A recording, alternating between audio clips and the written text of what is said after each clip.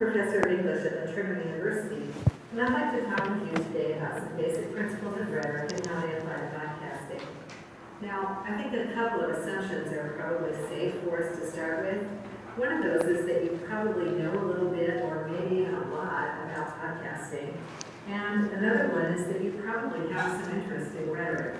I'm guessing that if those assumptions weren't true, you probably wouldn't have tuned into this podcast. And if they are true, you might be exiting about now. Don't exit. But, Please. From here, for the sake of clarity, though, let's talk about a couple of definitions. Podcasting is something that is a lot of fun. And I'm hoping that by showing it to you today, where's my, there we go.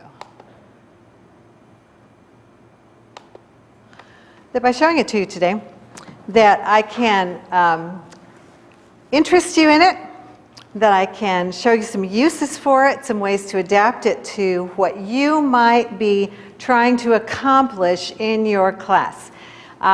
Just because it's fun is not a reason to do it, but if it will help you accomplish the goals you have and the learning outcomes that you want for your students, then it might be a good option for you. And Norman, we're on the same page in a lot of ways, so some of the things that Norman just got done talking about and some of the things that I'm going to talk about are going to intersect, and that's a good thing. I have been on sabbatical half-time for the last year, and what I've been working on is a prospectus for a multimodal composition rhetoric textbook. And multimodal just refers to the fact that we rarely communicate in a single semiotic mode. We use words, we use pictures, we use sound, we use video. Take for example, a movie is going to be released, there are trailers that have video and sound. There are ads in magazines and in newspapers and on television and on radio and on any other medium possible. There is merchandise that comes out that we're encouraged to buy for ourselves and our children. Every kind of impact that can be made, those producers and those marketers use that media stream to try and reach us. And our students and ourselves actually too are used to getting messages in all these different media streams. And that is the communication environment in which we live and work. And that is the communication environment for which we need to be preparing our students, because that's the workforce that they're going into. And the reality is that much of the communication that our students are going to be doing is going to be computer mediated. So if we are really preparing them for a 21st century workforce, we need to be thinking about the kinds of ways that they are going to be communicating, and we need to prepare them for that. And one of the things that I'm trying to face in the writing of this textbook is that once students leave my classroom and leave this university, they are probably never going to write an MLA formatted research paper again in their lives. So how valuable is the time I spend teaching that format? What do I need to be doing instead that really is more valuable for my students? And a lot of where that value needs to be is in thinking about the kind of writing environments and communication environments that they are going to use in the workforce. And those environments are multimodal. So that's what this textbook I'm working on is all about. So we're going to talk about podcasting, and we're going to try and answer some questions about it. And you know those famous questions, who, what, when, where, why. We're going to mix them up a little bit and combine them, but that's what we're going to do today. So let's start with what? What is a podcast? Well, this is a good time to use old Romeo's question, what's in a name? Because the name here is very revealing. Pod comes from iPod. It comes from Adam Curry, who's an MTV guy. And it refers to the iPod because normally that's how people listen to podcasts, is over some kind of an iPod type device. And that's certainly how podcasting got its start. Cast comes from broadcasting. And just as the web has been said to democratize publishing. Podcasting has been said to democratize radio, to be the medium through which anybody can get on the airwaves and send out a message. Now I want you to think about that a little bit. When I was in high school, I wrote devotionals for a guy by the name of Reed Jepson who worked for Far East Broadcasting Company. And these were just little 2.5-page double-spaced devotionals that were word studies of an English word, and these would be translated into different languages and then broadcast behind the Iron Curtain and other places, other parts of the world, where learning an English word and the ways in which that word was used, and it was a biblical word and we would use it in biblical concepts. That was such an incredible privilege and opportunity for me to be able to do that when I was in high school. But Far East Broadcasting Company, it was a huge deal and took such a supreme effort to be able to send out some kind of an audio message that could go to places where people couldn't go. Podcasting allows us to send out messages like that people can access over the web. Isn't that incredible? Think of the opportunity that gives us. One of my goals as a teacher is that I believe with all my heart that for this generation we are teaching, and for us, because we live here now, go you into all the world includes the virtual world. And I believe God's going to hold us accountable for that. And these kinds of technologies that we have available, I think God's going to say, what did you do with that to spread the gospel? And one of my goals when I stand before Jesus Christ, I want to hear him say, meet this person who came to Christ because of something you or your students did with the technology you had available to you to go into all the world. It's one of my goals as a teacher. And I think podcasting is a way we can do that. So I'm excited about it. Podcasting is part of social media. And I think that's part of what makes it attractive to our students. Because social media is kind of the hangout space, And I think that's kind of made it for us where we're like, oh, that doesn't belong in the classroom. Get off your computers, get off Facebook, quit tweeting. This is work time now. But social media is a comfort zone for our students.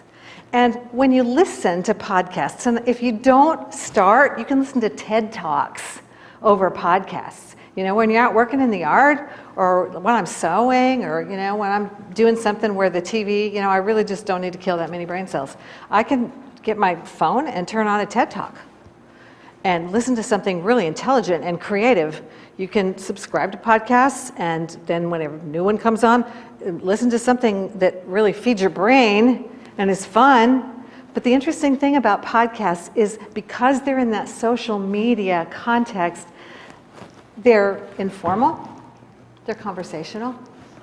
A lot of them are interviews, talks between two people, and you have this sense of being almost a fly on the wall, just listening in on a very, very personal conversation. At the same time, they're very audience aware. One of the people will say to another one, talk to our listeners about this, and things like, I remember when I talked to you last, you were writing a song. Could you just sing us a couple bars of that? Oh yeah, sure. Well, no. Real informal. And you feel like you're in the room. So you heard me say quite a few times on that little clip. That's okay. Because it's that informal, conversational, you almost need to sit back and put your feet up when you make a podcast. So you get out of that professional lecture mode. And when you do, your students are more likely to listen to it. And we'll talk about this a little bit more in a minute, but this flipped classroom model, sometimes we have a really hard time getting our students' attention, don't we?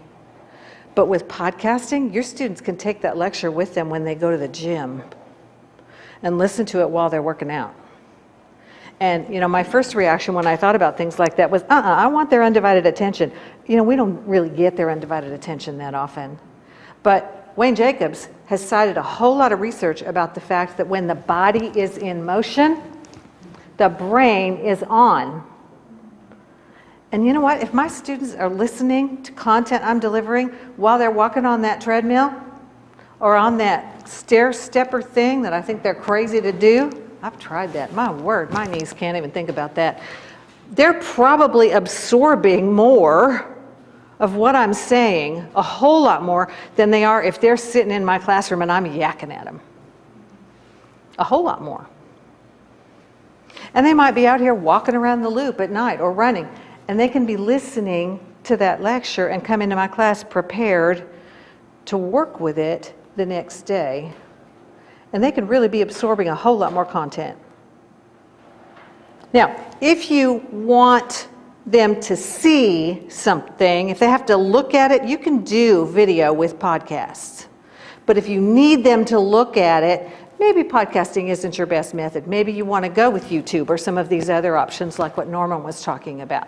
Because if you're walking around with your cell phone like this and you have to look at it the whole time, you're probably going to run and fall in the fountain like the lady did in that mall a while ago that then she tried to soothe. Did y'all see that news story? That was hilarious. So not really a great idea, especially if you're kind of klutzy like I am and tend to fall into things anyway. So, but you don't have to look at it. You can just listen while you're cooking or you're mowing the yard. Well, I don't know, the lawnmower might be kind of loud, but while you're doing something else, you can be listening. And our students will do that if we communicate in that informal, throw in a joke now and then, have some fun with it, get in that social media kind of mode that works with podcasting.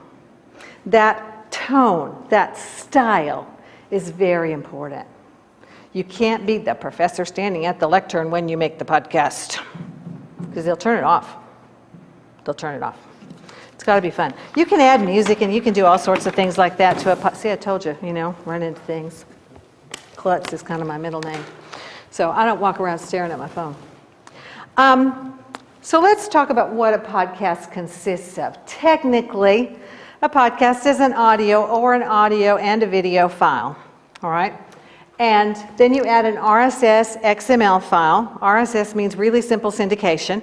That allows people to subscribe to a podcast. Now, if you don't want to mess with that, you don't actually have to have it, but that's if you want to upload it to a podcatcher, upload it to the web, to a podcatcher, register it with a podcatcher, like you want to put it up on iTunes, and then people can subscribe to it. For instance, you could take these videos, Norman, and you could, if they were podcasts in this format, you could register them with iTunes, and people all over the world could subscribe to them. Okay? Take them beyond just Blackboard. So if you want to do that, then you have to do the RSS, which can be a little bit intimidating, but you know what? In the handout, if you look on there, there's resources that say this is a sample RSS feed, and it says, okay, plug your information in here where I've put the information in red, so it's copy paste, monkey see, monkey do. You just have to pay attention to the details. That part can be a little bit intimidating for students who have no experience with computer coding or HTML, but there are plenty of people on this campus, plenty of students to whom that is just, oh yeah, piece of cake. In my classroom, when we did this, that was the part that my students struggled with a little bit. But let me tell you this. I had one student that she successfully managed to write blog entries. She never successfully managed to email me the link to her blog entries. That was what defeated her. She did successfully make a podcast. Okay? Every single student managed to successfully make a podcast. And these were freshman students. So this can be done. So you need a computer app in order to do this. The RSS allows you to subscribe to feeds. And let's talk a little bit more then about who's doing podcasting. Just about everybody. All right, businesses are using podcasts to market and sell information. Newscasters, journalists are using podcasts. New York Times has an incredible podcast feature that they regularly podcast. Op-ed pieces, really interesting to listen to. TED Talks podcasts are awesome. But you can just download a podcast app free for your smartphone, and then you can search subjects that you're interested in. You can subscribe to a thread. How many of you do that? Listen to podcasts? Oh, y'all got to do this. It's so fun. It's really fun and it's enlightening. You can learn so much just when you're doing something else. Okay, and you can put it on speaker so you don't even have to have earbuds in your ear if you don't like earbuds. Okay, and just like I said, when you're doing something else, cooking dinner, washing the dishes, whatever. And a lot of hobbyists are using podcasts. Hey, I'm really interested in gardening, and so people podcast about gardening. So whatever it is you happen to be interested, people are podcasting about it. And, of course, every off-the-wall thing under the sun. But increasingly, education is getting into podcasting. And not just education formally. I was talking to my son about this. He's a worship pastor at a church up in Indiana. And he told me that when he needs information about music, about guitars, about different types of equipment, anything, and he goes searching for information on the web, that way more than half of the time, he ends up getting that information from a podcast that people have made. So this is one of the major ways that information is being shared.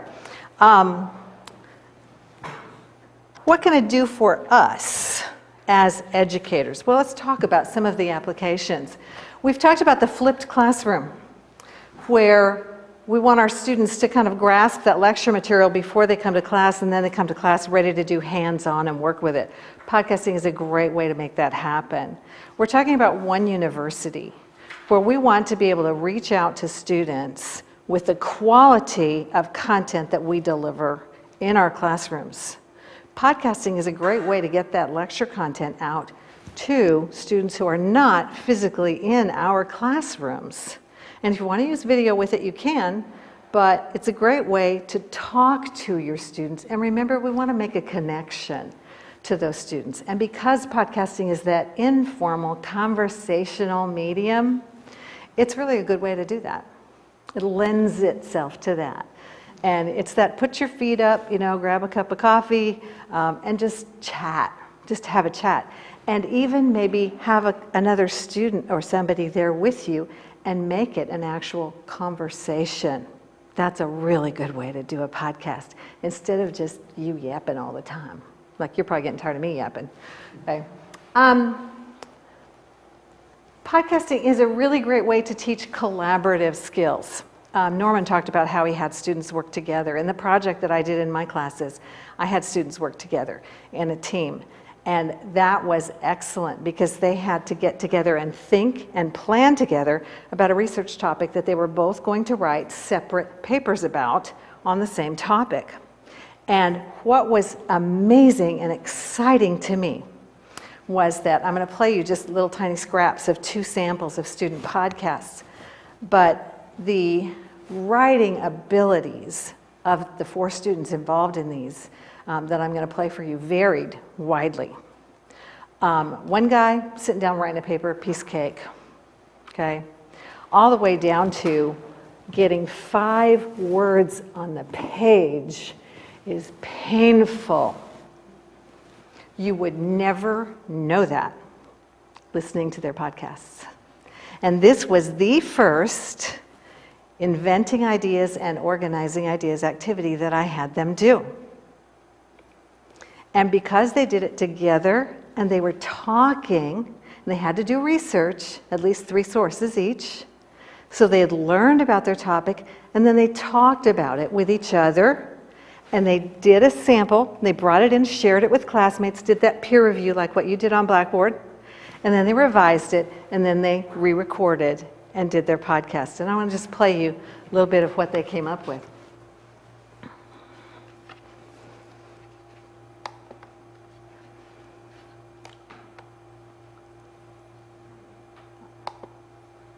And let's go back to this folder. And let's do... Hello, I'm Micah, and this is Brent, and today we're going to be talking about some issues with gun control. I'm going to hand it over to Brent, and he's going to start us off. All right, well, we're going to open by talking about the assault weapons ban that was introduced back in 1994, just how that's the main argument of what should be done. Well, I think first we need to try to explain what an assault weapon is. That's a good point. most of it is being arbitrarily described as a pistol grip. Basically, you strap a pistol grip onto anything, and then it's an assault weapon. So they're just saying any gun that has a certain look is an assault weapon. It's not necessarily malfunction. You're correct. Okay. Anyone who is really thinking about the law and thinking about the people that are getting killed and And let's play just another clip of another one. Whoop. Hello and welcome to our podcast for today. This is John Drake and Chris Morley today with you to discuss Turn that one up a little bit, maybe. technology and education. It's kind of a day and age in which we live where technology is really integrated into our education from kindergarten through graduate school. Technology is really becoming a really key issue and a key discussion in education and how do we use this effectively. One of the things that a lot of schools have now been doing and trying out is these one-to-one initiatives where every student is given a laptop or a tablet or some device like that. And so they're each given one of these devices and they're using those in order to integrate a lot of the technology into the one. Chris is a freshman computer science major, I'm a senior electrical engineering student, so we're both really interested in technology for sure. Also concerned to see how technology is influencing our education and how we can best use technology in our education, and specifically want to talk to you today about these one-to-one initiatives and just briefly describe what the issue is and some of the problems and some of the benefits that come along with that. So Chris, why don't you tell us a little bit about what the issue is with the one-to-one and what exactly we're talking about? Yeah, thank you, Jeff. As you know, Laptop One-to-One initiative is providing every student at the school with a laptop of their own to use for education.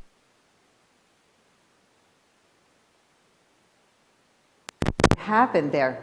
The students realized that what they needed to do was organize their ideas, develop specific points that they needed to talk about. It was based on their research. They did a whole lot of pre-writing and organizing of their ideas that ended up being part of their research paper. And their research papers were so much better because of that. And they learned how to collaborate with each other. They learned how to share back and forth, sharing the information.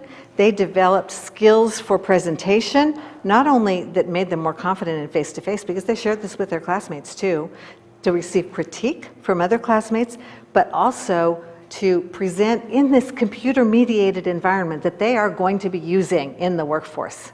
That's what they're going to do, folks. So when they end up doing that, they're not going to go, oh, I'm scared. They were nervous about this at first, but afterwards they were so confident and they felt so good about these. And I was so proud of them. They blew me away. They blew me away. Those are just a couple. I could have shown you a lot more, but I was just really proud of them. They did great. So presentation skills, collaboration skills, just really good things. So things that you need to do when you start doing this is think rhetorically. Every presentation has a rhetorical context. If you don't know who you're talking to, whom you're talking to, what you're trying to accomplish, what your aim is, if you don't know the exigence, what is the factor that's motivating you to do this? That's such an important piece of any rhetorical situation. You've got to give students that. Okay, here's a need that's going to be met. So I told my students, you are talking to an audience of people who is interested in gun control or interested in one-to-one, and they've maybe heard things about it on the news, but they don't really know what it is. You're going to give them this background information and tell them what they need to know to really understand this subject. That's their exigence, that's their motivation, that's what they're trying to accomplish and why they're doing it. You've got to give them some kind of a rhetorical context, or they don't know what in the world they're doing or why to do it. So create that exigence, give them that rhetorical situation, let them know who their audience is. One of the exercises that we do sometimes in class is, okay, we've had this major disaster and we're all stuck here and can't get out, but we found one person who can crawl through this teeny tiny skinny hole, you know, the littlest person in the class, we can get out a set of letters. We're going to send some letters to Mom and to the Red Cross. This group write a letter to Mom, this group write it to the Red Cross, and then we compare them. Guess what? They're very different. Because Mom wants to know, are you okay? Are you alive? Are you hurt? Mom, I'm fine. Don't worry. We want the Red Cross to know, We have lots of injuries here. We need help. We wouldn't send that letter to mom. But it's really important to know who your audience is, because your audience dictates what you say and how you say it. Okay? So you got to tell your students that. They have to know whom they're talking to. All right? So give them that rhetorical context. Plan, outline or script. I encourage my students to use an annotated outline, not a script, because it's conversational. It needs to have that give and take. If you read a script, it sounds very professorial, very scripted. Nobody wants to listen to that. All right. Practice. Practice. You really need to practice. You need the equipment, computer with microphone, recording software, sound card drivers. Audacity works really well for the PC. It's free, really easy to use. GarageBand is good for the Mac. Others that have been mentioned here by Gary and by Norman. So it's not complicated. Here's the good news. Your process is engagement with your course outcomes and goals. You don't have to spend your time teaching technology. I posted the resources on Blackboard and I said, there they are, go do it. Because these kids are technologically smart. You will have some students who struggle. A really good thing to do is work with a student assistant so that student knows what's going on and send them to that student so that you don't bog down in a lot of the technical stuff. But I didn't, even with freshmen. I just didn't have to go there. We had one class where we allowed a little bit of time for anybody who was having trouble to go to other classmates who weren't and work with each other. And that was really good collaborative, but I did not teach how to make a podcast. I taught the rhetorical aspects of podcasting. That's it. I did not teach the technology of podcasting. I said, there are the links, go do it. And they did it. Your assessment, and I put some notes in your handout on assessment. Focus on your learning outcomes. What goal am I trying to achieve? And is podcasting an assignment that would help me achieve those learning outcomes? What specific goals do I want to measure? And that becomes your rubric. Your rhetorical context should be part of that. Did students pay attention to that rhetorical context?